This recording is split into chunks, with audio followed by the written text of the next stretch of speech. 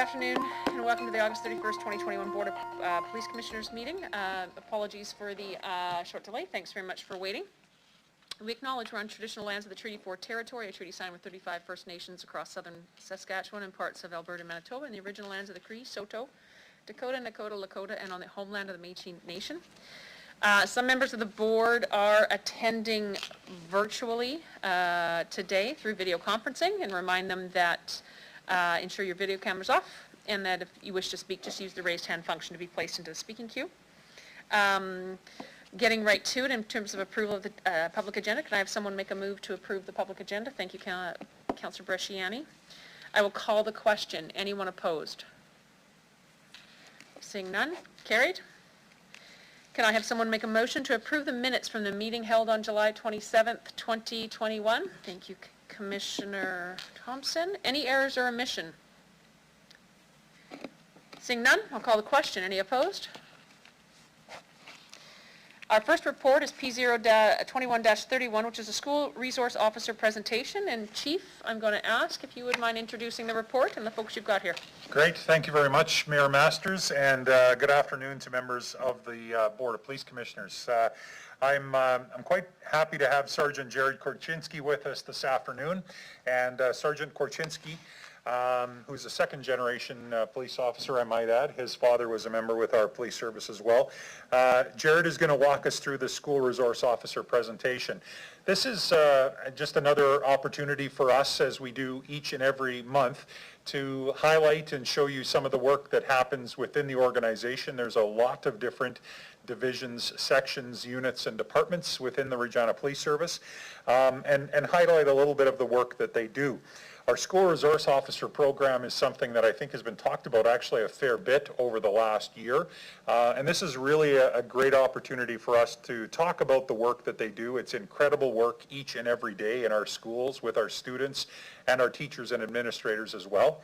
And I'm going to turn it over now to Sergeant Korchinski to walk us through this presentation. Thanks, Jared.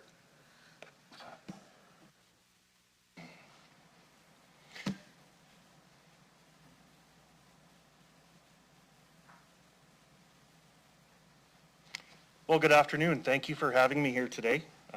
As Chief Bray said, my name is Jared Korchinski, and I am the Sergeant in charge of the School Resource Program at the Regina Police Service.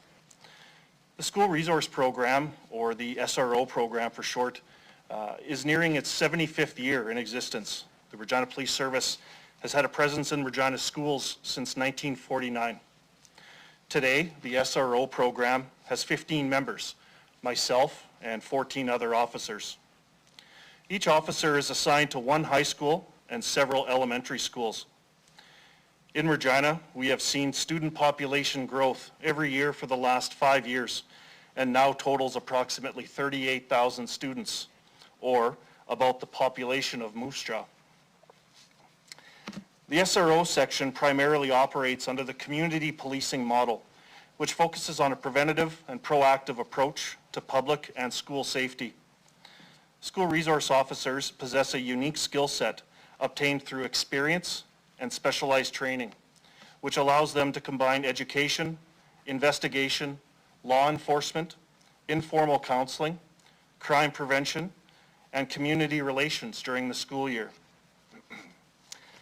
The main focus of the SRO section is to build relationships, gain trust, and ensure a safe school environment.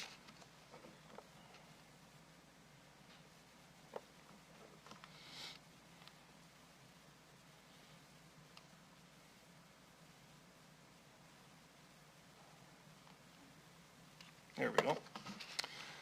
I threw a couple photos and some quotes into my presentation today. This is the first of 3. One of our SROs says, "Many of our kids are fragile and we need to be there to protect them. In this position, you've built a relationship not only with the students, but the staff and the parents, the whole community. You really feel like you're having an impact on people."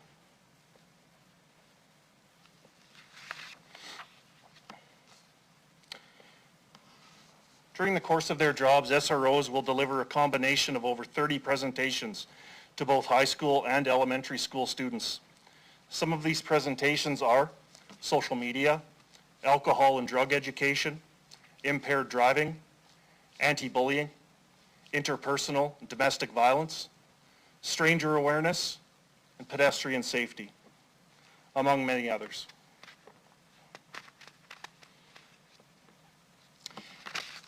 Here's another photo and a quote from a teacher at a Regina school.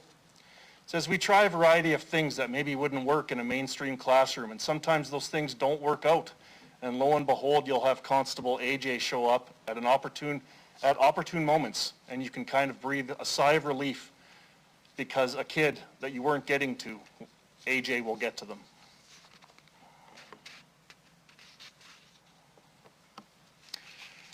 I'd like to briefly explain what VITRA is. It's a big part of what SROs do. A VITRA is a violent threat risk assessment. VITRA is an important multidisciplinary tool utilized in the school resource program to help prevent and respond to any serious threat within the school environment. All SROs are trained in VITRA response, which involves collaboration with both school boards, the Regina Police Service, Ministry of Social Services, the City of Regina, Regina Fire Department, Open Doors Society, Saskatchewan Health Authority, and the Ministry of Corrections and Policing. On average, approximately 50 VITRAs are done per school year.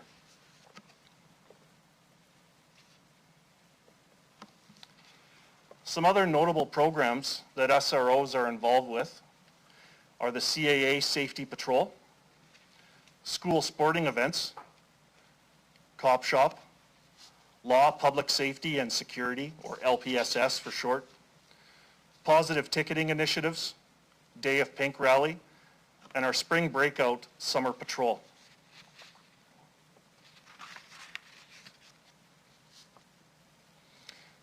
The last quote that I have for you today is, "Our unit is full of strong senior members. If something happens in the school, we know the students, we know the class they're in, their friend group, the backstory, and when they see me, it's a familiar face. We're looking out for the kids. We're here for them."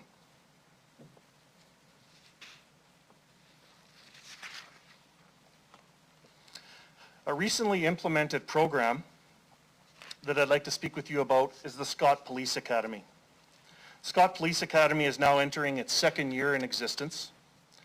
It is currently the only program of its kind in Canada and is designed to attract motivated students from all parts of the public school division who are interested in the field of law enforcement. The program has been such a success that the enrollment for it leading into this school year is at full capacity.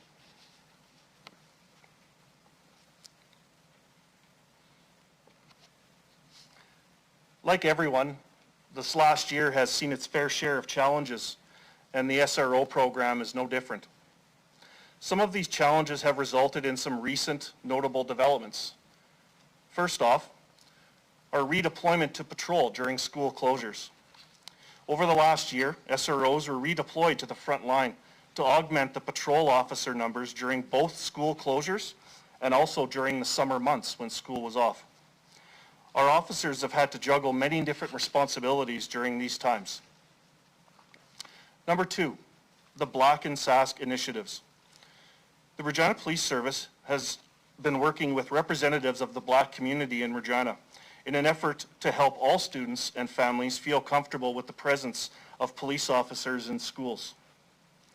New initiatives are already being implemented, including changes to presentations, informational posters, informational videos, and new policies involving student and families who are new to Canada being introduced to their SROs. We are continuing to work in this area and look forward to productive changes that may occur. Last notable development is the recently announced SRO program review by the Regina Public School Board. Work in this area is continuing, and the SRO section remains committed to its long-standing, high-quality work being done in Regina schools.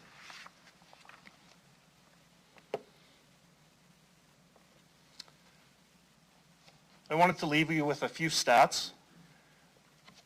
These stats are based on a 3-year average, and they represent 1 year of total presentations being 551, events 215, lockdown drills 176, mediations or meetings 497, police reports 1,405, and files with criminal code charges 72.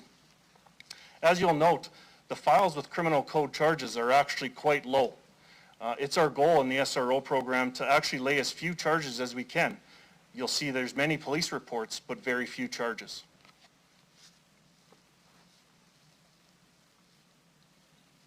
Lastly, I'd like to leave you with a video that I believe encompasses the amazing work that SROs do on a daily basis, and is the reason why I feel blessed to be part of this section. Thank you very much for your time.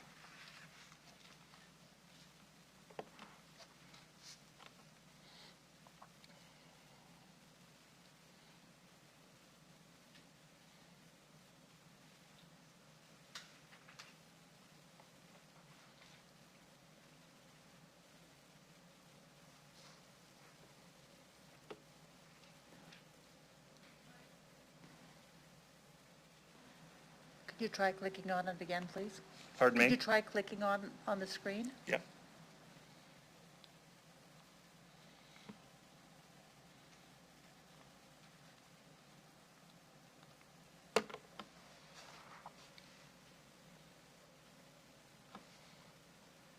Like everyone makes jokes, oh, you're best friends with a cop, haha, you're a black kid. Like, it's just like, cause it's kind of funny that like the stereotypes are broken through like our friendship. She's that extra voice, that extra, I have mama bear on my shirt, she's a mama bear in school. She's able to put kids in a position for them to use their agency to make better choices. And as a mom, what more can I ask for? With the state of various social factors in our community, like we have a lot of challenges, it's really difficult to be proactive all the time. But I find that within the school section, we have the ability that we're in at an early age. There's kindergarten teachers that want to have us there for presentations or reading books, or community schools that say come play floor hockey with some of our kids over the noon hour. Like those are great opportunities for us to connect with those kids, for them to see us just as people. This is our job, but when we're not doing our job, we can do fun things with them. Joke around with them, make them feel special. So with the SRO program, we definitely have that ability to make those early connections. Resource officers are supposed to be there as our resource, as our help. And in order for us to be able to utilize them properly, you have to put them where they're needed, and they're needed in the schools. This is coming from a parent who sees the difference between having a resource officer in a school and not. If somebody feels like they're being sexually harassed or assaulted or ridiculed in some way, that's like not okay. Or even like thinking of things like suicide and depression and like mental health. Those are all things that the resource officer could deal with. And to find the resources to help you when they can't. Mm-hmm. Resource officers not only have the training to help in difficult situations and unsafe situations, but they have the ability to make bonds so that they can teach kids the truth, that they are wanted, needed, loved, appreciated, valued, and that they can do hard things. We have the same intentions and goals as families, parents, teachers, people who care about these young people, in that we want to see them grow up healthy and happy, learn some good skills. Should there be a situation that we're involved with where they've gotten themselves into trouble, is to say, I want to see ownership, and that even if they've made a bad choice that's kind of got them into hot water, I'm still on their team. It's like having an auntie there. It's like having just that sweet assurance that you're okay. No matter what, you're okay. Whether it's something you did wrong or whether it's something that someone did wrong to you, you're okay. We can always fix mistakes.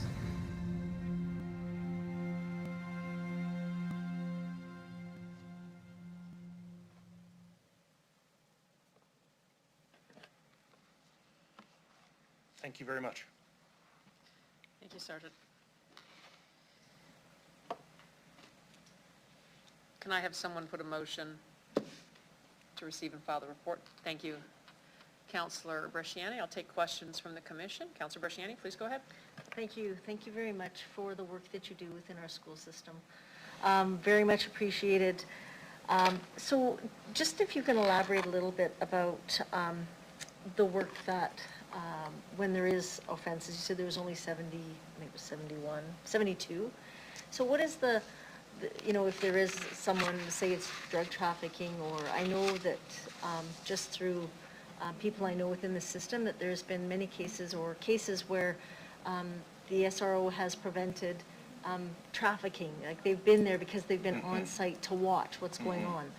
So can you just give us a little bit more information about kind of what happens when that happens, when an SRO is there and kind of witnesses that, and then the next steps forward through the chair? I think because having SROs in schools, and they've built that trust with students, that students feel comfortable approaching them. So in school, if somebody's doing something wrong or somebody sees another student doing something wrong, they're going to feel more comfortable approaching a school resource officer as opposed to not knowing who they should talk to. They've built that trust over years of seeing that officer in their schools, having the opportunity to speak with them, and seeing them as a normal person who can help them. So I think that in situations like that, it's our benefit to have those school resource officers in our schools to hopefully prevent those types of incidents from happening before they become blown up or too big. We also deal with other sections of the police service where information might be gained through that. They might ask a school resource officer to assist them when it comes to dealing with a child, so that it's not just you know, a group of uniformed police officers coming in hot, I guess, and dealing with the child. They can do it in a more easier way, I guess is a good way to put it. Thank you. Yeah, I think the word was sensitivity around the whole situation. Through you, Madam Mayor. The other question I had was just in regards to, I know when the Black and Sask I had met with the chief and had made some conversations there with the organization. There was a conversation about newcomers that come here too that are can be afraid of police officers.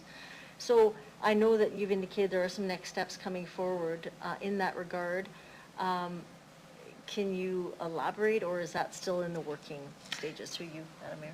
There are some things still in the works, but our initial plan is to, you know, let's say a family comes into Canada, they're going to go take a tour of the school, they're going to see what the school, they're going to meet the teachers, meet the principal, that the SRO is part of that as well, so that they're seen as part of the admin staff of a school. They're there normally, they would have a little bit of introduction to the SRO program, what the program does, hopefully be able to speak to the student and the families together, answer any questions, and hopefully that will help alleviate some of their fears from wherever they come from, and continue to work together.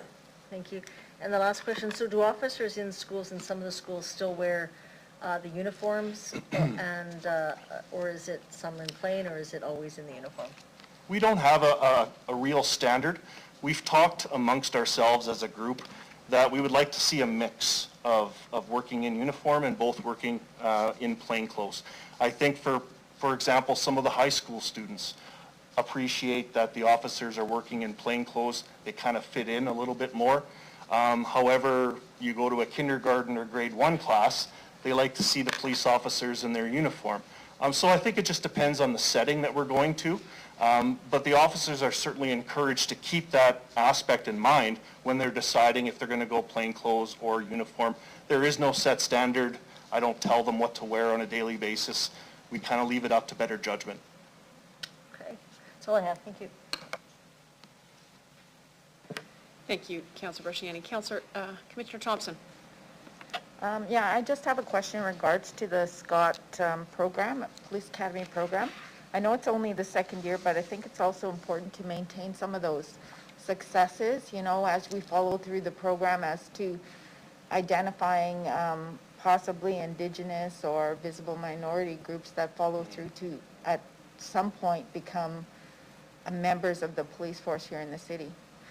My second comment is that, is there seats that are designated for Indigenous kids or visible minorities? I don't think that there are seats designated for them. However, when choosing, for example, this year, I believe there were 25 spots that were open and there were well over 30 applicants. So keeping that in mind and having a variety of different backgrounds, different cultures, different areas of the city that are attracted to that program, that it wasn't just one particular group that was chosen. It was what's best for that student and who is going to get the most benefit out of it. You know, and when I say they have an interest in law enforcement, I don't necessarily mean that they're going to become police officers. They have an interest in law enforcement. And I think that that's important to note as well.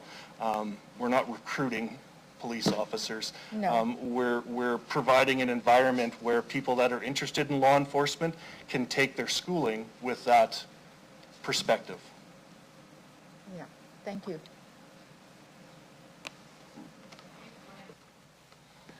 Sure, thank you. I just wanted to add to that, Commissioner Thompson, thanks for the question. This has been a very successful program, even though we're 1 year into it. So, you know, in a nutshell, the students that started last year, they were the brave souls that came forward with their family and said, yeah, we want to give this a shot because it's a new program.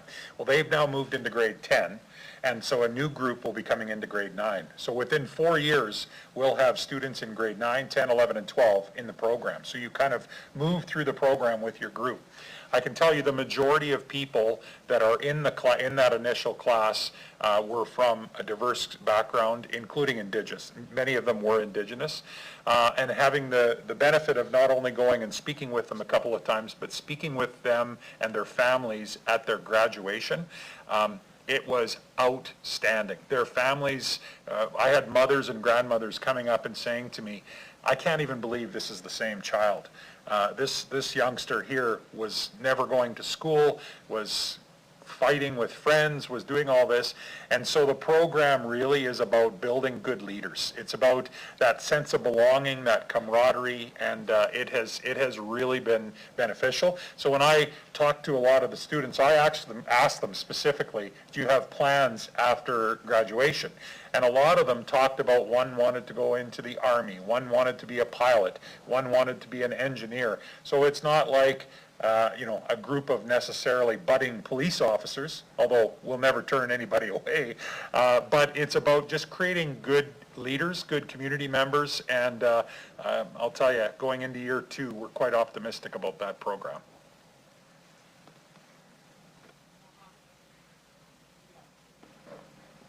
I just want to say that I think it's important, and I think it's a great program, and it's a great start. I think it also provides the opportunity for those that are visible minorities, Indigenous, and women to gain their interest and support them through the process.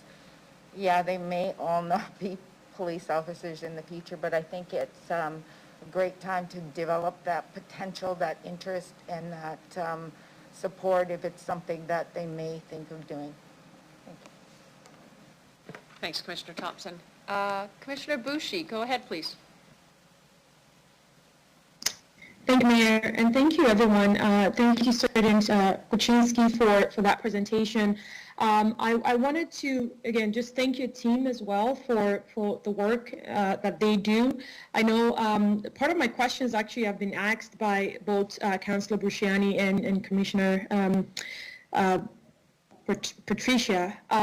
One of my just a comment before that will lead to my question here, just very briefly, is I was wondering, and Sergeant, you can correct me here, I'm wondering, for high school orientation or elementary school orientation, do they include the SROs?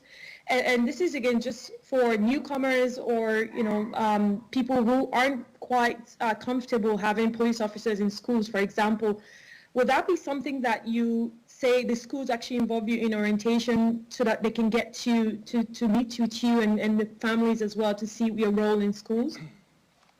Yes, absolutely. That's part of our implementation of some new initiatives that we're going to try this year.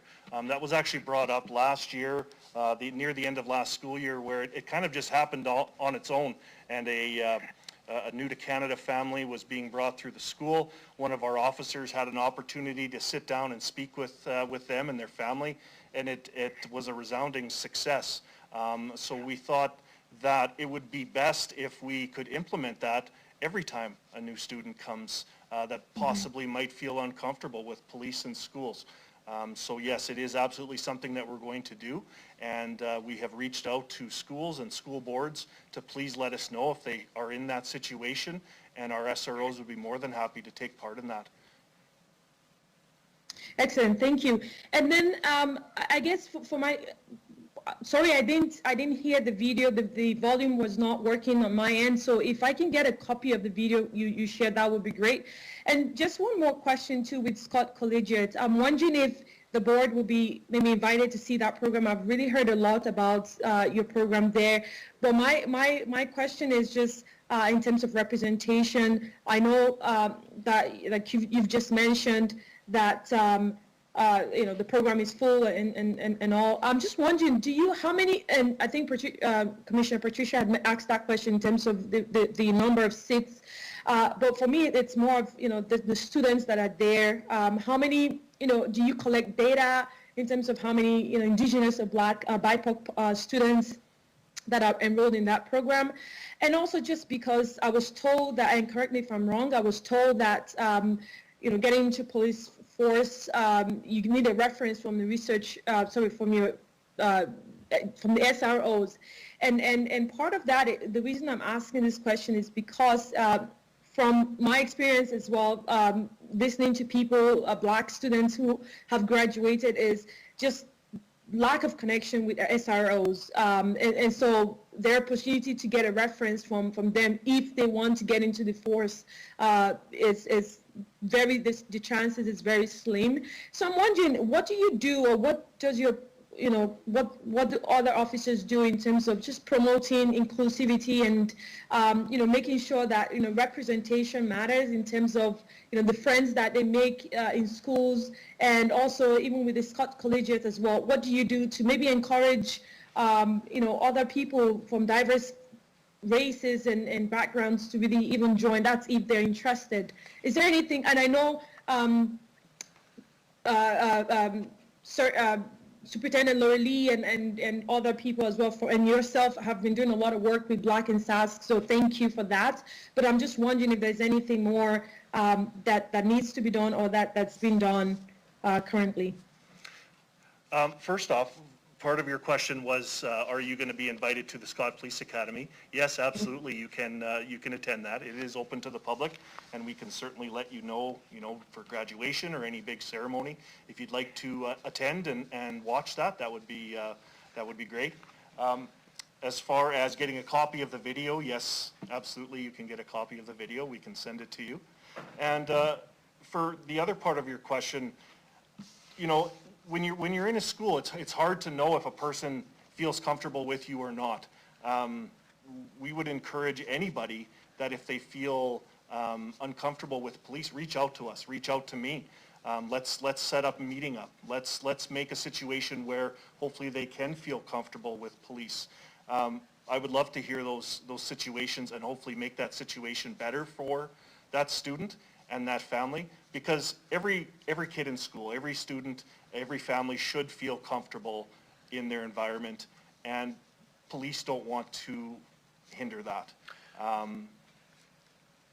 So do we have anything set out specifically to do that? No, because it would be hard to decide who's comfortable and who isn't, if that makes sense. Maybe I'll just jump in here as well, if I could. Commissioner Bouchy, thanks for the question. It's Evan, by the way. If the other thing that Superintendent Davies has been working on is setting up kind of some alternate reporting or communication systems. So if a student doesn't feel comfortable going to a school resource officer, yet they have a question or a comment or a concern that they want to bring forward that probably needs to involve a school resource officer, setting up alternate lines of communication through a vice principal or a teacher or those types types of things. So that is underway, including, and this came out of the meeting that we had with Black and Sask, including if a student had a concern about a school resource officer, feeling safe that they could go forward, bring that concern forward. I think knowing that mechanism there is part of a truly transparent relationship that builds confidence in the program and certainly in the students that are in the schools. With regard to your question about is a referral necessary by an SRO? It is absolutely not. This program, I think it's important to really remember, this program is predominantly run by the public school system. So it's part of the public school system. We are a partner in it, and we can assist in some of the delivery of the classes, of the education. We're very much instrumental in that. But any data collection that's going to be done, Greg Enyon, with the director with the public school division, is definitely on top of that, and Jody, who's the teacher that's in charge of the program. And I know that they've been asked that question before about data collection, and I think it's really a situation where they want to get a year or two under their belts. It's a pretty new program.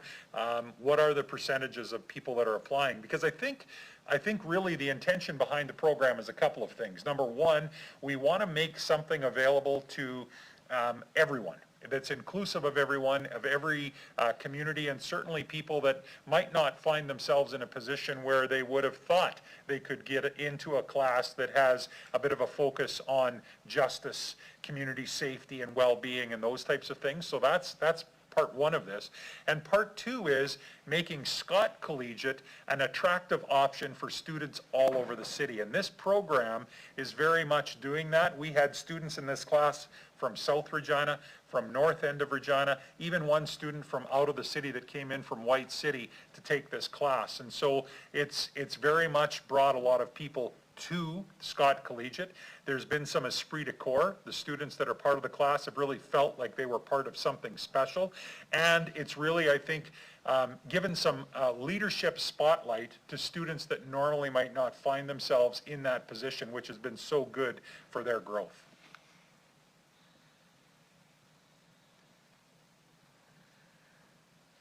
Any further questions, Commissioner Bucci? No, Mayor, thank you.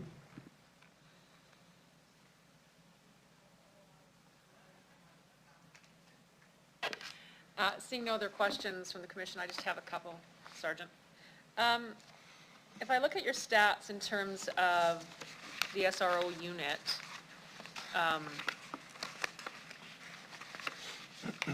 presentations, who does the presentation events if you don't? Sorry, can you repeat that question? Well, I see that you say well over 30 types of presentations, 551 of them over the course of a few years. Mm-hmm. You've done 215 events. If you don't do those, who does those? So those stats are 1 year. That's Okay, 1 year all right. worth of numbers over a 3-year average. So each officer will do presentations within their schools depending on need. Certain schools will ask for some presentations. Certain schools, they'll do a few in a row. They'll do some of the, the pedestrian safety maybe to some of the younger grades. They'll do some of the drug and impaired driving education to some of the older grades in high school.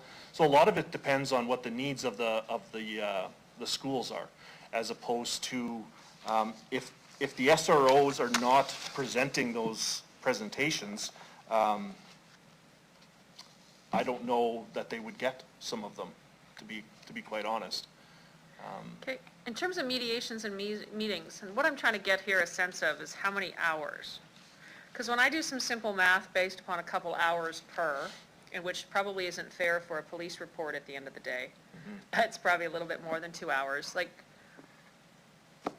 the SRO unit seems to be spending about a month out of a 10-month school year. There's a commitment of almost a month worth of solid work with the school boards. Is that, does that sound about right, spread out over the course of a 10-month school year? Yeah, it is spread out over the course.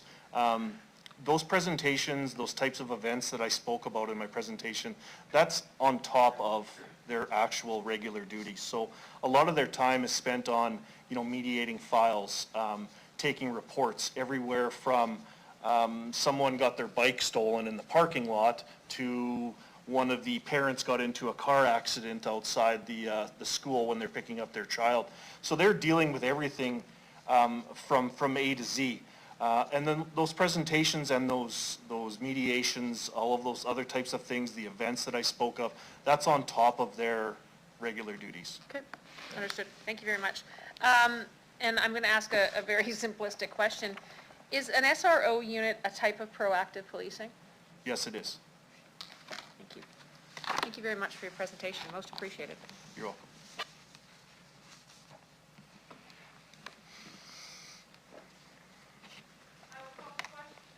Turn my mic on. I'll call the question. Anyone opposed to the receive and file motion? Seeing none, carried. We'll now consider P021-32, the monthly crime statistics. Thank you, Mayor Masters. So this is our monthly crime report that we do in the public session of the board meetings.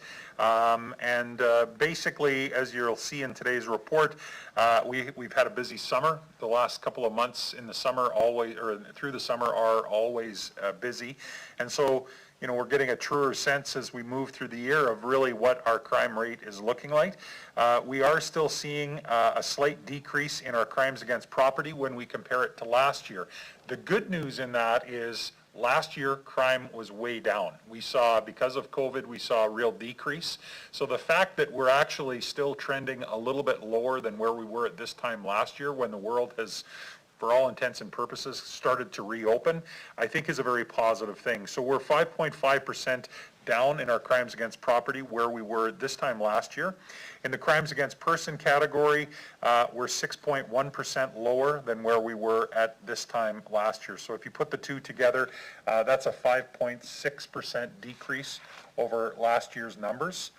I won't go into details on the next page, which is the monthly statistical extract, other than to point out, if you go roughly 3/4 of the way down the page, Controlled Drugs and Substances Act, that percentage change shows a 35.5% decrease, which you think may fly in the face of the notion that drugs are as ever present a problem today as they have been before.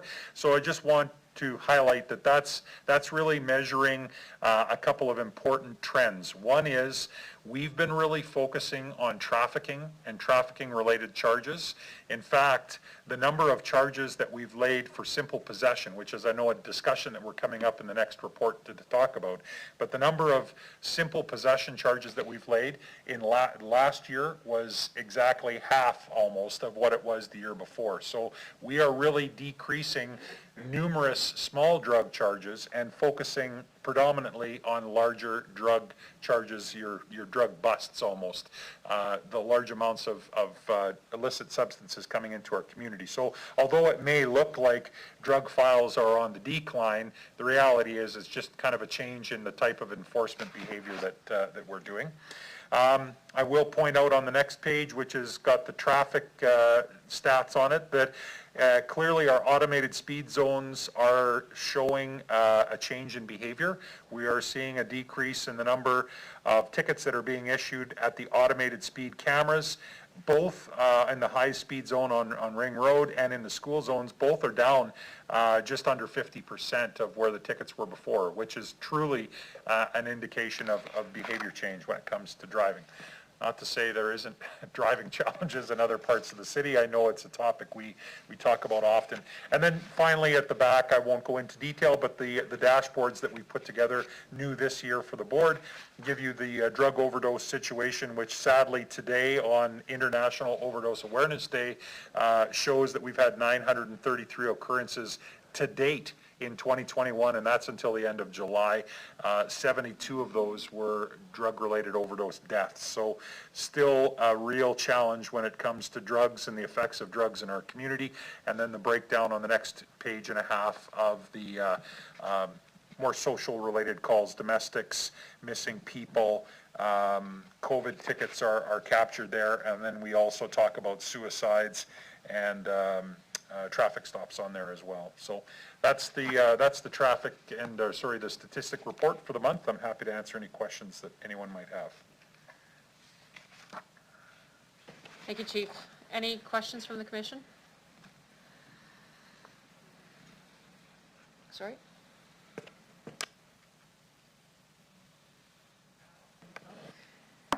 Seeing none, can I have a motion to receive and file the monthly crime stats report? Thank you, Councillor Bresciani. I'll call the question. Anyone opposed? Oh. All right, thanks, Juliet. Carried.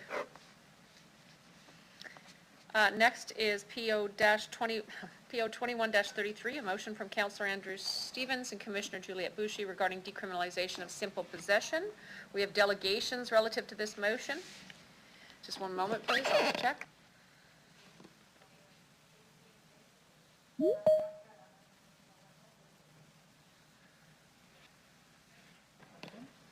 Thank you.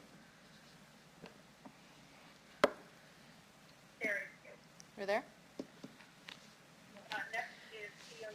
The first delegation is James Gasick, Department of Justice Studies, University of Regina. I'll ask that you please introduce yourself for the record, the organization you're representing, if any, and where you're calling from. You'll have 5 minutes to address the Board of Police Commissioners, after which there'll be questions from the board. Good afternoon. Hi there. Yes, good afternoon, everyone. It's a pleasure to speak to you all today, and thank you very much to Councillor Andrew Stevens for inviting me to participate at this meeting of the Board of Police Commissioners. My name is James Gasick, and I'm an assistant professor in the Department of Justice Studies at the University of Regina. My area of research and teaching focuses on criminal justice and social justice concerns, including but not limited to prisons, jails, and community justice. In the time I have here, I'd like to outline to you why I would support this motion for decriminalization. My focus in my research, predominantly within the teaching that I do in my day-to-day, is to talk about justice. And when we talk about focusing on justice, the equal concern here is a greater concern for harm reduction. So this motion for decriminalization is less about drugs and more about the people that are involved in the day-to-day lives and the day-to-day struggles of dealing with harm and dealing with drug consumption. So the focus of decriminalization isn't about wanting more people to use, it's about wanting less people to die, point blank, to be quite frank here. These justice issues, and ones that I research and the ones that my colleagues research at other universities, focus on these types of matters. We recognize that justice issues become safer when they become decriminalized. Certainly my colleague Hirsch Greenberg, when he is brought into this conversation later on, his points complement my own well. His will certainly demonstrate the extent of human suffering, while mine highlight the need to keep people safe. So it's not only through decriminalization that we recognize human suffering, but it's also about keeping communities safe at the same time in an equal measure. So decriminalization is less about criminal justice and should be more rightly focused on mental health. We must ask ourselves, what can we do to ensure that these already marginalized and vulnerable people in our communities are appropriately supported and their mental health needs addressed? What happens in mainstream society in time happens in prison settings and vice versa. This is something that too often comes up in my own research and teaching. But what's very important, especially in the prairie provinces, is that there's, excuse me, the severity of drug overdoses and deaths in either setting is worrisome. But considering this problem as solely a criminal justice concern has not had its intended effect of eliminating or even reducing drug use. So decriminalization, should we meaningfully consider this as an option, may actually compel health jurisdictions to act if our own criminal justice system is no longer an option. For example, jail funds saved could be transferred to health jurisdictions to offer more meaningful support, financial or otherwise. We need to recognize, and of course I certainly do, that there are politics surrounding decriminalization, such as the recent provincial pushback to eliminate safe consumption sites in our own communities. A motion or a notion, I'd argue, which is very harmful and certainly a harmful decision to make. And I also recognize what municipalities can or cannot do or have the authority to do and where federal support is needed to help expand decriminalization. Nevertheless, this motion for decriminalization is a ripe conversation to have. Other municipalities and their city councils, are engaging in these talks across the country, such as Vancouver, Kamloops, and even Yellowknife. This would be a positive step in the right direction for Regina, and for a city willing to progress social justice and harm reduction in equal measure. This would also be a leading decision for a leading decision for a prairie city looking to make this type of progress, and to my knowledge, to be the first city in the prairies or on the prairies to do so, with the hope that other prairie cities will begin or continue to have similar conversations and move toward decriminalization themselves. So I very much thank you for your time and for the opportunity to speak to you all today, and I'm happy to have any further conversations you'd like to have with me. You're more than welcome to contact me in the future, and with that, I yield my remaining time. Thank you very much, Mr. Gasick. Do any members of the commission have a question for the delegate? Thank you. Commissioner Thompson? My only comment is in regards to the partnership, and I think it's important to identify Indigenous organizations and support from Indigenous policing efforts that are happening throughout, because we all know that I don't think I'd be too missing by far that the Indigenous numbers are really high in regards to providing that. So that's my only comment. Thank you.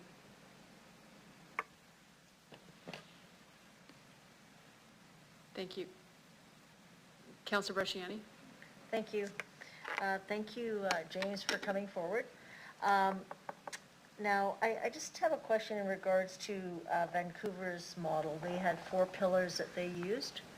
That was the prevention, the treatment, the harm reduction, and enforcement. So just with your research that you've done, because you sound educated in this area, like this is one piece of it, but we are going to need other pieces to that which we don't have. What is your suggestion and what the need would be to move forward in the next steps if this passes? Through you, Madam Mayor. Right. Thank you very much for the question. I appreciate it.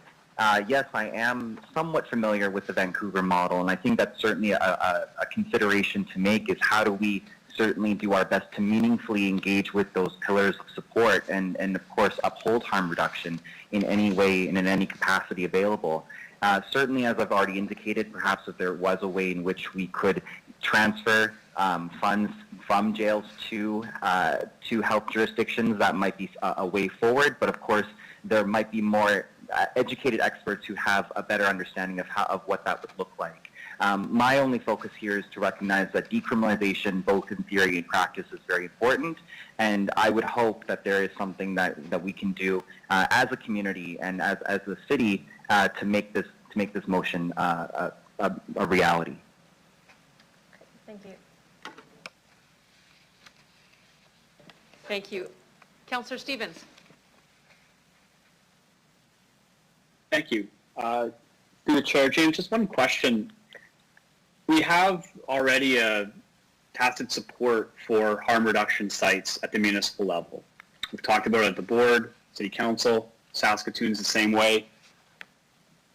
I'm hearing that that's not enough. Could you maybe be a bit more precise as to where the decriminalization argument fits in to advancing safe consumption sites and harm reduction?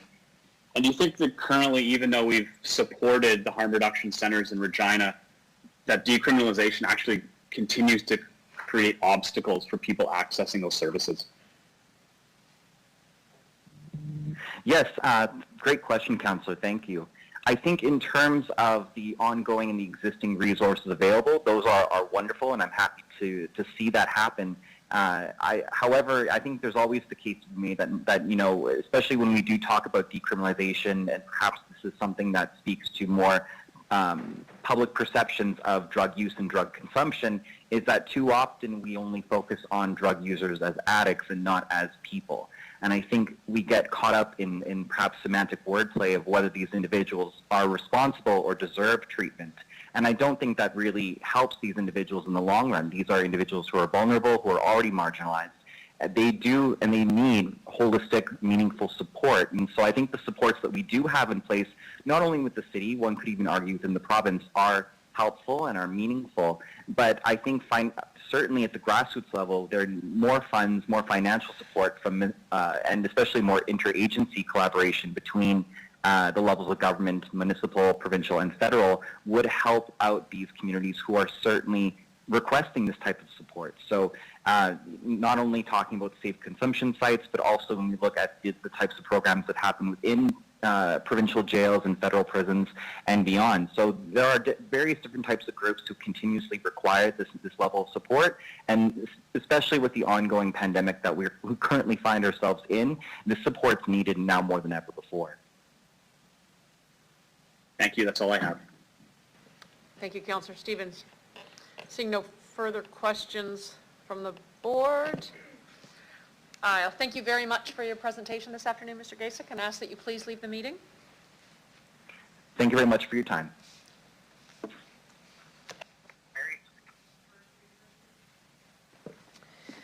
The next delegation is Hirsch Greenberg.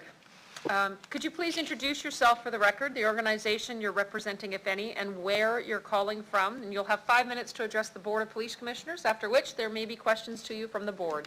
Good afternoon. Good afternoon, and thank you for inviting me. I'm a former crisis worker, worked at Mobile Crisis Services, and I was a professor at the Department of Justice Studies for 20 years, and worked at a tribal council for 5 years, and was a consultant on establishing emergency intervention strategy for youth. I don't represent anyone today. I'm retired, but I have a keen interest in the area as a practitioner. So I guess the critical question, is it practical and advisable to decriminalize the illicit use of substances by end users? And I think this is a very good question. And an often heard argument is that the illicit use of substances for personal use should be a health issue and not a criminal justice one. That treatment and not punishment should be the primary driver, and care should be in a medical facility and not an incarceral one. In my 30 years of experience as a social worker, I think it's unconscionable to single out individuals for punishment who suffer from an addiction or those comorbid with a mental disorder. And I think we have some choices to make. Yet the health system bus seems to fail to pick up the addiction passengers that require medical services, and the criminal justice system bus is not too far behind and becomes the default option. And we know that the record of non-drug use compliance after a sentence is served is not encouraging, as a community follow-up and best practices may be unavailable. And we know in Saskatchewan, is up to 93% of provincial offenders are identified as having a substance abuse problem, from anywhere between mild and severe. We need to ensure that the requisite medical services are in place, from detoxification, addressing medical issues arising from prolonged substance abuse or addictions, a rehabilitation approach that is interprofessional and collaborative. There is collateral damage, however, and ignoring that end users are forced to feed their habit largely by offending because there is an absence of comprehensive addiction health strategy, one that is affordable, available, and accessible, is an ostrich approach to problem solving. Yet, should not those who commit a crime, regardless of mitigating circumstances, be held accountable? And that's a reasonable question to ask.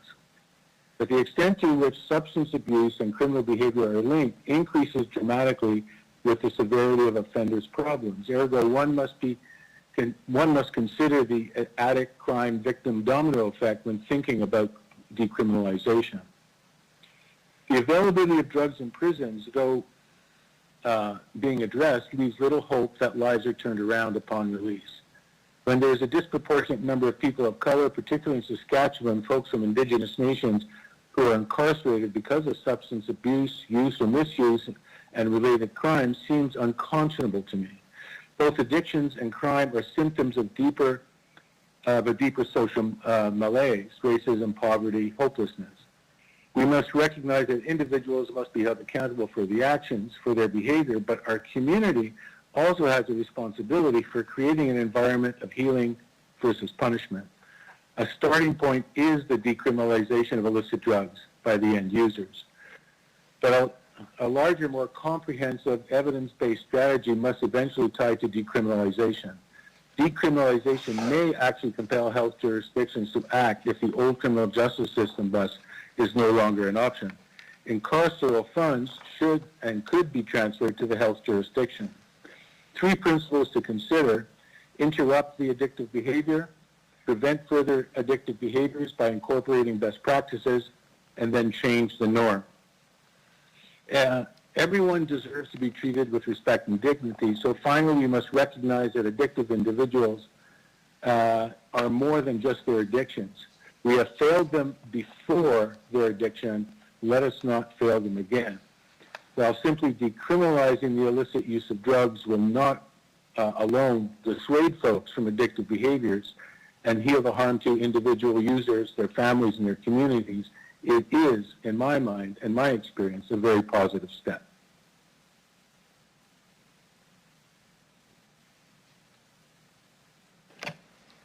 Thank you very much for your presentation. Members of the commission, do you have any questions for the delegate?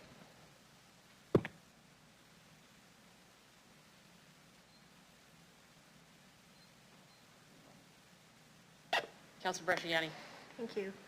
Thank you for coming forward today. In your experience, have you worked with or had seen individuals that have had an addiction but also would traffic drugs as well? Often it's related to having their own supply. It's the people that are the major traffickers tend not to use themselves. It's a business. So it depends how far down the food chain or up the food chain you want to go with respect to trafficking and users. And there is an overlap between the two. There are at both ends that are mutually exclusive. Users that don't traffic and traffickers that don't use. But there is a middle part where both happens. Yes. Okay. And where, if this was the decriminalization, that piece there, how would that then fit in your experience? I'm sure it fit into... If it goes through with the decriminalization. So how would that then be, how would you view that? So if someone is also a user but also selling, would that be then viewed different in your part? Okay, or? yes. Okay, so, right. So the two aren't necessarily mutually exclusive. And I think the former presenter touched on it. I think what we need is a interprofessional collaborative strategy across all professions. It's not just addictions is not just the exclusive jurisdiction of medical professionals. Police are involved, corrections, and so on and so forth. I did create a program called Crisis Management Services in the 1980s out of Mobile Crisis Services, where we had or attempted to have an interprofessional approach and bring all the players together. And we were somewhat successful in being able to use psychiatry and the police and the courts and so on and so forth to track those particular people that were very difficult to manage in the community. And we had a team of professionals out of the Mobile Crisis Services that did sort of respond. I think a more a sort of a renewal of the idea would be a way to address both. So whether or not an individual ends up in jail, what we create is a continuum of service or an array of services that addresses the addictions as well as the crime, and that the case manager is responsible for the individual both while the person is in jail and also when the person is out of jail, and works closely with probation, parole officers, police, and so on and so forth, medical professionals. Sorry to sort of go on, but that's my sort of vision and my experience of how that can work. Yeah, no, I really appreciate that. Thank you very much. Thank you, Councillor Bresciani. Commissioner Thompson. Just a quick question in regards to resourcing. I know that part of the process, will the research, or will it extend to looking at the impact of resources to different, and prioritizing those resources to support this, you know, the decriminalization? So just wondering. Where will the resources come from? Is that what you're No, asking? I'm just wondering if there's a picture of what priorities with different organizations across the, you know, when we're looking at it across the board, how will it be prioritized, or is there research to support it? You know, I don't know if I'm saying this right. Let me try and answer, and if I'm not on track, you could let me know. Okay, so decriminalization is one element or one aspect of what I sort of suggested very quickly in my presentation, of something of a much more larger strategy. I don't believe, and there's evidence to the effect, punishment in terms of incarceration essentially doesn't work. And there's lots of research around that, and Dr. Gasa can probably give you reams of information around that kind of thing. It does prevent the person from continuing their criminal behavior in the very short term. But what needs to happen is there needs to be a link through existing professionals. We don't have to create a whole new system. They're there. What's missing are the pathways between professionals, probation officers, parole officers, correction workers, police, social workers, medical. I mean, just make your list of human service professionals that need a more focused, their attention needs to be more focused on helping people out of their use of drugs. Simply decriminalizing it in and of itself, if we did nothing else, I'd vote against it. I think it needs to be part of a larger strategy. So just because it won't change behavior, decriminalizing it. Yeah. What it'll just do is hopefully reduce the number of people in jail, but I even somehow doubt that when they came up with ankle bracelets. That was the big push. We won't have as many people in jail. Sadly, it actually increased the number of people captured by the criminal justice system.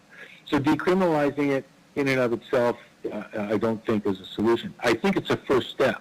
I think it's an important first step. I think it's a platform to discuss and have the conversation about what the overall strategy should be. Things like harm reduction and so on. What we're looking at is a rehabilitation kind of approach versus a one-stop shop, fix kind of thing. So I don't know if that's answering your question or not. Actually, it has answered my question. Thank you very much, Mr. Greenberg. You're welcome.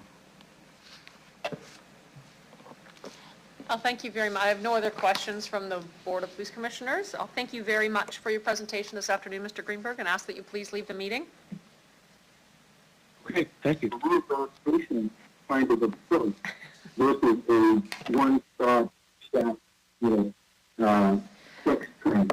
The next delegation is Michael Park. I'll ask that you please introduce yourself for the record, the organization you're representing, if any, and where you're calling from. You'll have 5 minutes to address the Board of Police Commissioners, after which there may be questions for you from the board. Good afternoon. Good afternoon. My name is Michael Parker, Executive Director with the Native Attentive Friendship Center. And I'm in my office in Regina. I'm here to speak in favor of the resolution. You may be aware that in May this year we opened the first and only overdose prevention site in Regina. And we currently have an exemption to operate this overdose prevention site where we have supervised consumption until the end of September 2022. And we're currently awaiting a funding from Regina around funding support for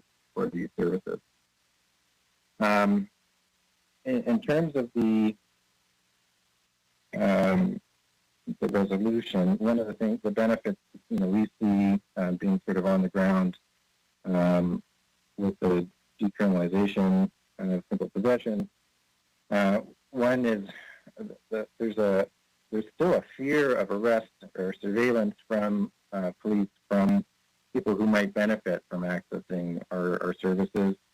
And the way the exemption operates is that it's exemption from the criminal code, but it's within our walls. So hypothetically, somebody standing outside could be charged with simple possession for waiting to access it and come into the service. And while we know that Regina Police Service is not doing that, that it could happen, and there's that awareness and perception that's there, and that's not going to just go away anytime soon.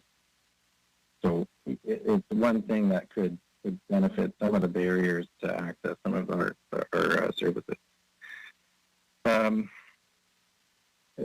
Definitely, we strongly affirm, treating this as a public health issue rather than simply a justice issue.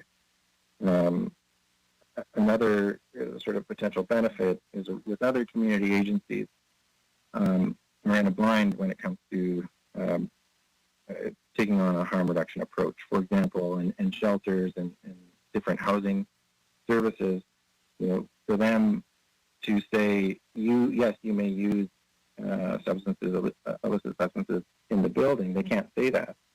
And so what it does is it pushes people outside of the shelters and into the streets, and this is something that's happened, within the last couple of months that I'm aware of, where there has been someone who was staying in a shelter and ended up having an overdose in front of the shelter. And so, again, we want to encourage people to never use alone, right? And so there's some potential benefit to bringing up other community agencies that aren't necessarily dedicated supervised consumption sites or overdose prevention sites to have a bit more flexibility.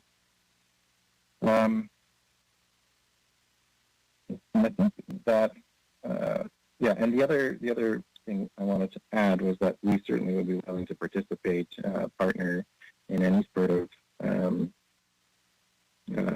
examination of this going forward.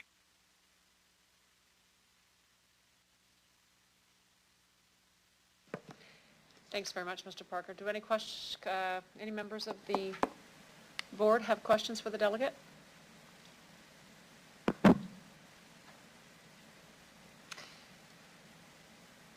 Go ahead, Commissioner Boucher. Thank you, Madam Mayor. Parker, Michael, I just have a question with your organization. Do you have numbers in terms of how many people access your facility? Yeah. So in May, which was the first month, and we were only open for a couple of weeks, we had 11 supervised consumptions. June, 36. In July, we had 67. I don't have my August numbers yet. They're still open right now. Okay, thank you. That's all. And that is not the only service that's provided. That's the number of supervised consumptions.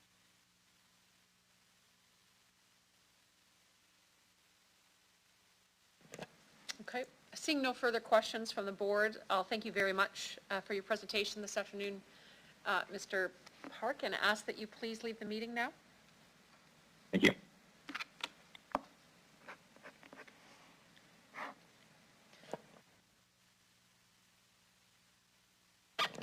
Councillor Stevens, could I ask that you please introduce the motion? You bet. So through the chair, I'll just kind of get right to the point here in terms of what we're looking for in this motion. Basically, it's setting up a partnership between the Board of Police Commissioners and the Regina Police Service with the City of Regina, the Health Authority, experts like we've heard from today and others, the appropriate community organizations engaged in harm reduction, and that goes without saying that Indigenous organizations and community groups and users would be part of this dialogue, to examine the feasibility of decriminalization of simple illicit drug possession through a community wellness and public health lens. The avenue to pursue decriminalization is Section 56 and 56.1 of the Controlled Drugs and Substances Act, and it would essentially permit us to apply through the federal government for localized decriminalization. So there's a whole mechanism set up there. Should it pass, it's also presumed that the police and ideally the partners, the City of Regina and others, would work with our counterparts in Saskatoon, where they have already passed a similar motion.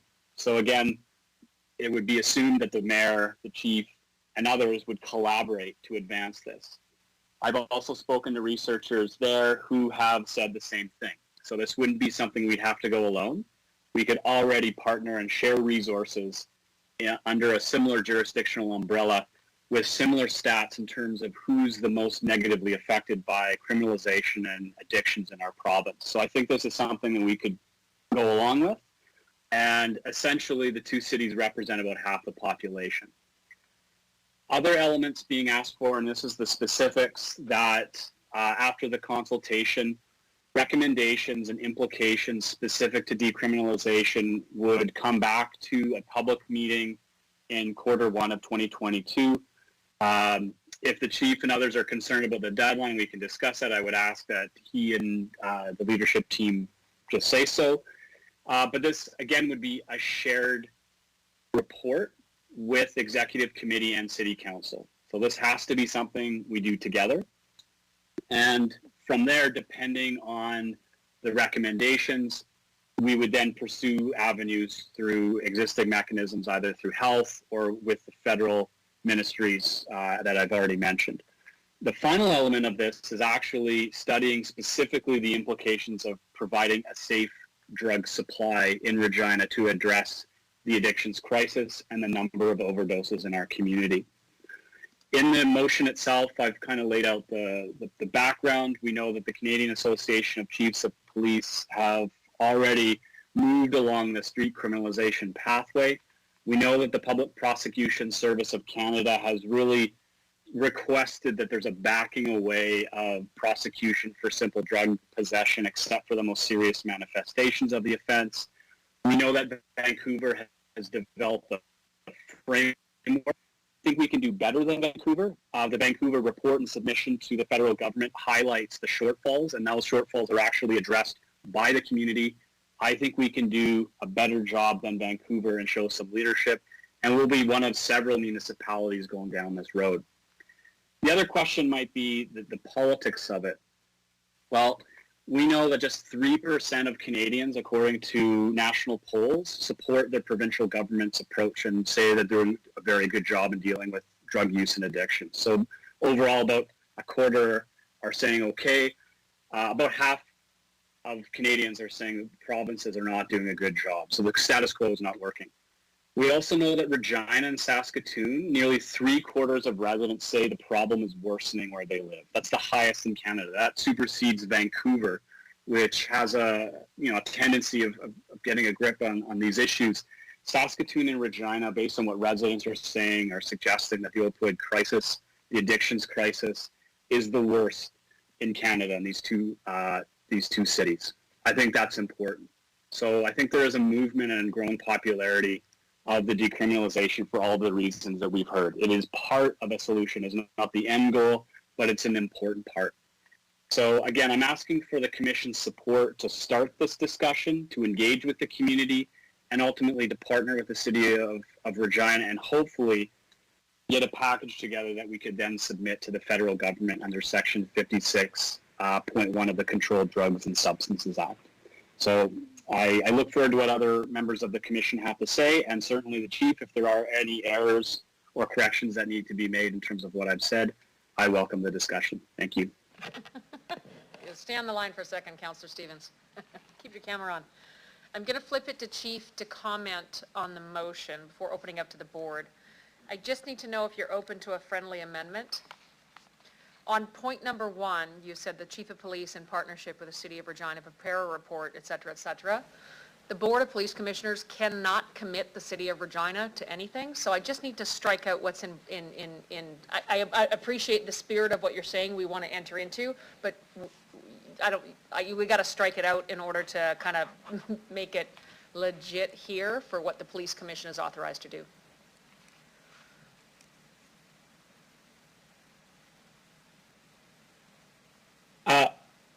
So you're asking for a friendly amendment, correct?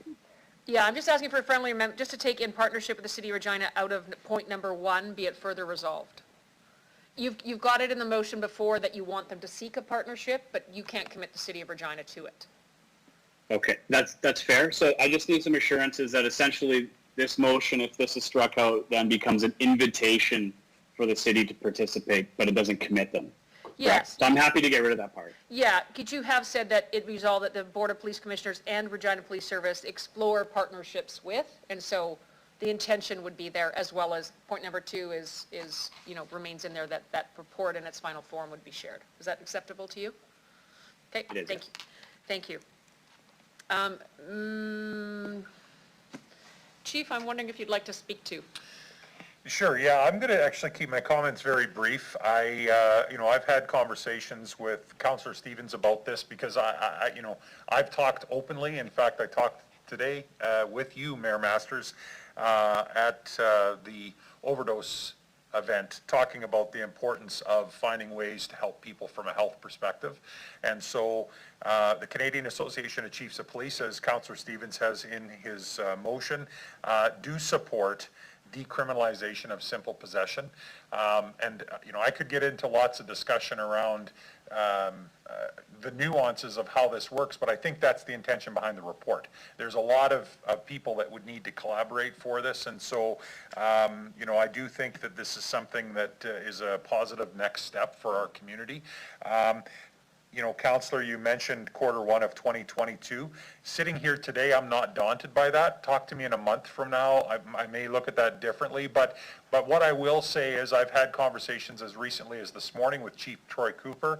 So you're right, the Saskatoon Board is really embarking on a very similar journey, and there's already been discussions happening with the University of Saskatchewan, the second best university in the province, around the type of research that can be done, and perhaps some assistance in putting together a literature review, a white paper, and a bit of a foundation for this report to come forward. So I don't think all the heavy lifting is going to fall necessarily just on our shoulders. I think there'll be some coordination, and there will likely be obviously some elements of it that will be distinct for our community. If we're going to be doing some community consultation and outreach, that's where maybe we can split off and do something particular to the city of Regina.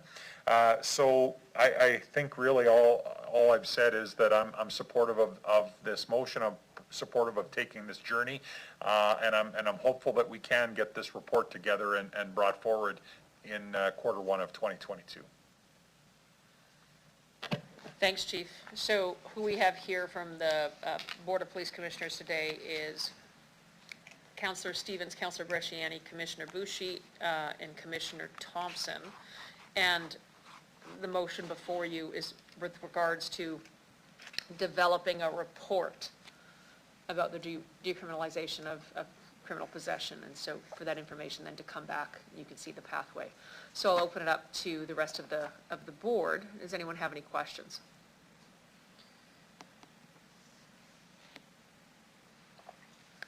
I was making eye contact with you. Go ahead, Councillor Bresciani. So I would like some clarity, I guess. So I understand that, so right now, Chief, and you've spoken to it earlier, that if there is someone with possession, that may have an addiction, you're really not focusing on the small, you're focusing on the large bus. Can you just elaborate a little bit? And I understood that was almost a focus a year ago or 2 years ago, that you're not, that was kind of the intent. Can you just elaborate for me, please? For sure. So I'll say a couple of things. We, every single night, we have someone in the custody of our officers who possesses an amount of drugs that would qualify for simple possession personal possession under the CDSA. And every night, our officers do not lay charges on the people that they find in possession. Not every time, but it does happen on a daily basis. In fact, in 2021, Deputy Chief Ray and Amy Belfer were able to pull some numbers. In 2021, we laid 172 personal possession charges for the whole year in the city of Regina, as compared to 393 in 2020, which I would venture to guess is actually a lot lower than 2019 and before. So the reality is we don't charge a lot of people with simple possession as it is right now. And there's a variety of reasons, some of which Councillor Stevens talked about with some direction from federal prosecutors with regard to looking at seriousness of the offense. Now, a lot of times when I say we don't lay a charge, it may be a case where we've arrested someone who was in a stolen auto and just committed robbery, for example. We make the arrest, and when we get to cells and we search them, we find a small amount of drugs on their person. So they're still getting charged with other offenses, other serious offenses that they might have been involved in, but not with the possession of those drugs, right? Yeah. And so what doesn't exist right now, and what I venture to say is going to be a very big part of this work going forward, is the ability for police to compel someone to get into support service through a health lens, as opposed to the only option we have now is to essentially put an extra charge on the charge sheet and hope that somehow through, whether it's incarceration or through the system, they maybe find themselves in drug treatment court or something like that. If police had a way, like we do under the Mental Health Act, to compel people not to cells, but to get the medical help that they need, the addiction support that they need, all of those types of things, I think that would really be a step in the right direction. And that's really going to be a lot of the work, I would imagine, that is going to go into a positive path forward in this discussion. Okay, that's good. Just in regards to the question that I'd asked earlier regarding if there is trafficking involved, so if there is someone who is also a drug user but is trafficking, how does this affect if it were to go through? Like, does it give, I guess, police, and how would that be determined, to have that option to arrest someone if they are also known as a trafficker? Yeah. Also, I mean, how would that work if it's now decriminalized, I guess? So that's a really good question, and I'm actually going to answer it on the key messages provided to me from the Canadian Association of Chiefs of Police, because the CACP has been advocating for a step forward with regard to decriminalization now for quite some time, and there's a lot of points that we cover in this. And so one of the things that we talk about is a clear distinction between possession for personal use and possession for trafficking. And I think it's important to remember that not all individuals who face the possibility of a charge for possession are necessarily managing problematic substance use. So what I'm saying there is sometimes people who use drugs aren't seriously addicted or finding themselves in dire straits. They may be dealing drugs, trafficking drugs, and using it in a recreational sense. And so the reality is there's a number of individuals where criminal charge and the judicial process is an appropriate course of action. And so I think when you're getting into decriminalization, it comes down to, and again, this is a very broad topic, but what you're hearing from police is if you can provide us with a pathway to health for those people that are truly addicted, truly have substance use disorder, and need health help, not police help, please provide us with that path. But it's important to remember there may be some people who charges are appropriate. It's probably a small number, but there would be those people, and that would be my answer to that question.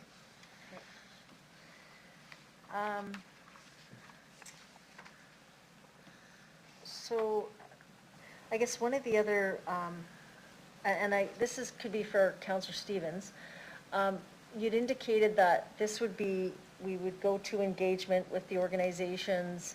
I would like to know, though,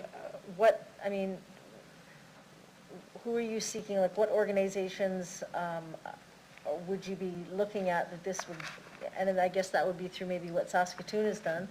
But looking at those organizations, you've indicated the public. Does that mean the general public, or what does that look like? And then I guess the last piece is how do we then enter into the discussion of needing the other levels of government? So if it's justice, if it's health, like, is that part of this discussion too, or does that come later? Because I think we all get that we need other levels of government and we need them at the table, but when does that happen? Does it happen during this, or we heard from the speaker before that at one time they actually had an advisory, or not an advisory, but some kind of group that came together that actually focused on this, and we've talked about this before at the board. So how does that work with connecting the next, because we need the other levels of government to be here, because we just can't, this is only one element of it.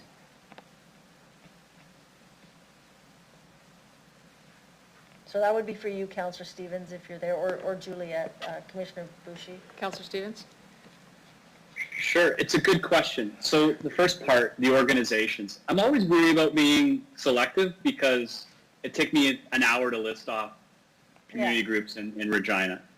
We heard from one this afternoon, the Friendship Center. That's a direct involvement.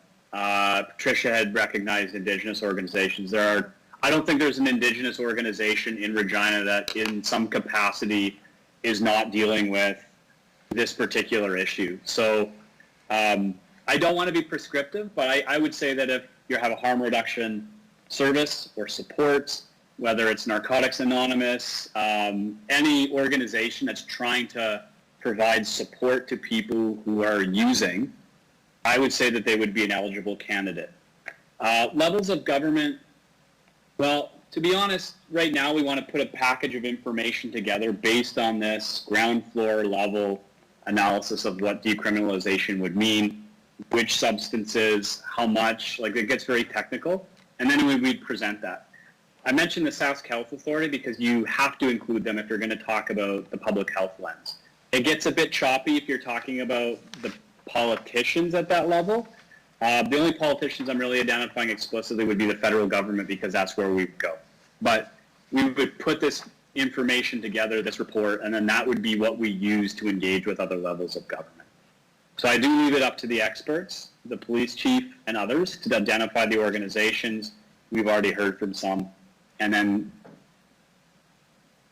their capacity has a list of groups that we could engage in. But I don't want to be too prescriptive. And again, the questions you were asking Chief Bray around, trafficking and possession, that again would be something that would be brought up for discussion, as well as the actual schedule of drugs that we would be talking about and why.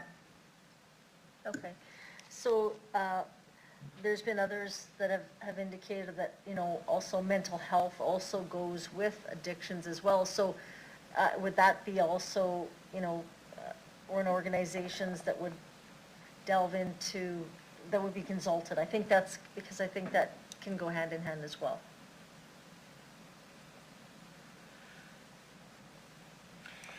Maybe, If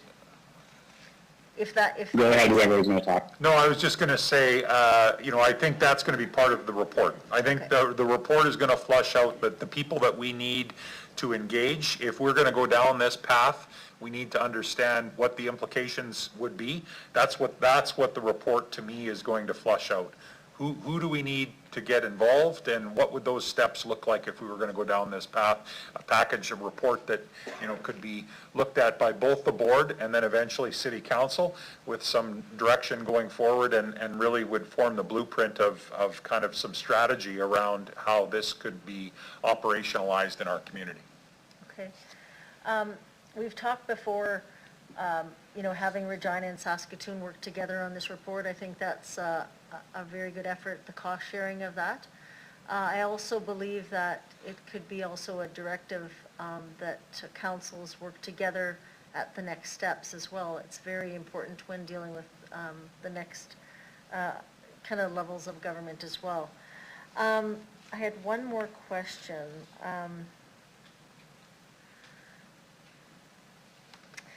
And that was just in regards to, so, so it'll come back to, so I just want to know the process. Chief, you said that Q1 is enough time for you, because I saw you, because, again, if that's enough time, but if it isn't, I think this is important work. And if it comes back before that, but I think it is important, if you don't think that's enough, I think it's really important for you to, I could kind of sense. Well, I think it's a good goal for us to set right now, and certainly we have regular communication with the board. If I get a sense close to the end of this year that we're a ways away from the completed report, perhaps we can bring that. But I mean, I'm happy with leaving that as a target for right now. Okay.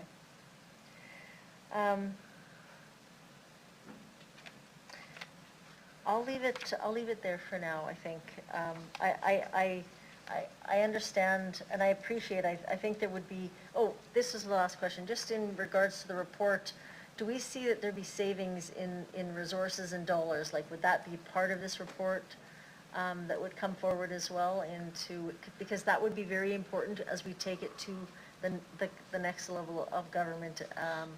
Kind of that's what they seem to look at, and that would be something that I think is important. Would that be included in this report as well? Sure. Yeah, so I do think, there's two ways to look at that. I mean, number one, you heard me say we're not laying a lot of possession charges now. This is very similar to the discussion we had around possession of marijuana. With legalization, Chief, did this save you a lot of money? The reality is it's not really going to be an actual cost saving. I think, though, we can all agree that if you were able to do something that helped people get healthy, not find themselves vulnerable to crime or committing crime, the cost savings are exponential. And so I don't know how easy that will be. There may be some work out there, some studies out there that really quantify that value, that cost-benefit analysis, and I think that will be something that we will at least discuss in the report. I can't promise you I'm going to have a chart in there that shows you how much money we'll save, but I would say safe to say that's really foundational to this type of report.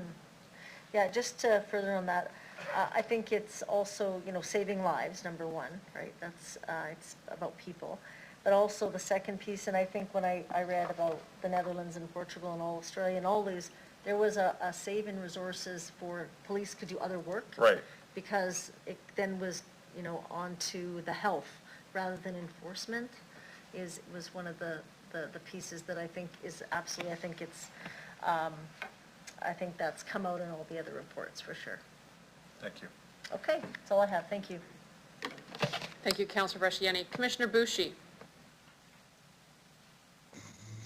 Thank you, Madam Mayor. I just have a comment, really. I wanted to thank everyone here for their contribution. Something that Chief Bray had mentioned, and I think this had also came up at our meetings as well previously, is the fact that we have zero to no organizations, say after hours or midnights, right? Everything falls under police service, and I think part of this motion will help us to strengthen our community of care, so that again, with simple possessions, people that are not having criminal records as opposed to having alternative healthcare services that they need to help them be a better person. Because I think part of the issue is sometimes we look at simple addiction as a people struggling with addiction and that rhetoric and the identity and the label as well. But people most times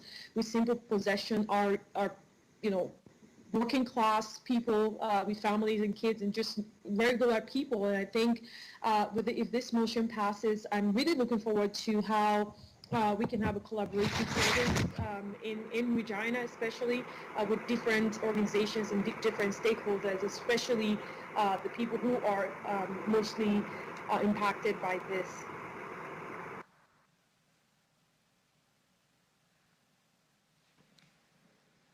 Thanks. Thank you, Commissioner Boucher. I'm not sure I see any other questions coming from the commission.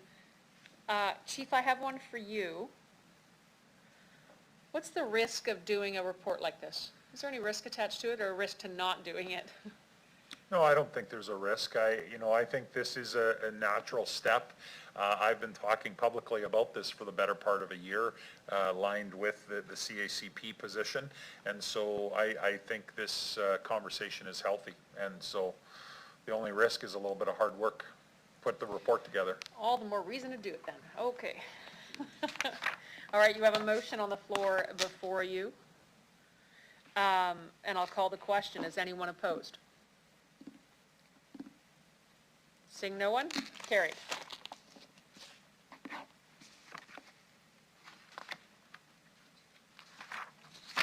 I need a resolution for private session. Can I have someone make a motion for private session? Thank you, Commissioner Thompson. We're going to recess for 15 minutes. Let's be honest, it's going to be 20. And we'll come back at 5 after 4 o'clock.